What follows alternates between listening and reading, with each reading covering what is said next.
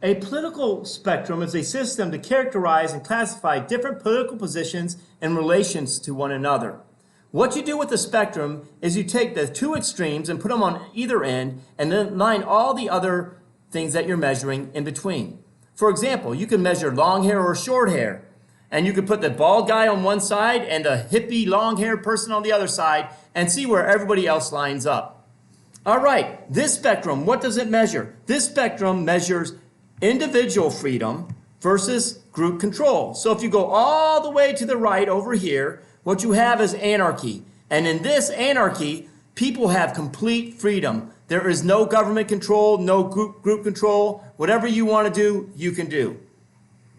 Now, on the other side of the spectrum, all the way over here, you're going to find a system where the individual has no control, where the government or the dictator or the leader has complete control over the individual. The individual has no rights. They tell him how many kids he can have, what he can do, whether he can live or die. Luckily for America, our system falls somewhere in between. Our system is moderate. Most Americans are moderate. They have the desire to have some group control and some individual control. They want freedom, but they also want some group responsibility. If you're in America and you want a little less government and a less control, you would be conservative.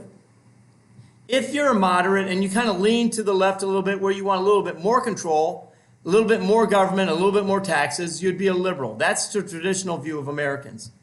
Now, if you go past conservatives, you have libertarians. Libertarians want as little government as possible. They want the government to protect them from foreign powers, but they don't want the government to tell them anything, whether they can have an abortion, whether you wear a motorcycle helmet, whether you can smoke pot or whatever. They feel like that's just not the government's business, and individuals can choose those things, and it's not the government's business. The government is strictly there to protect them from foreign powers.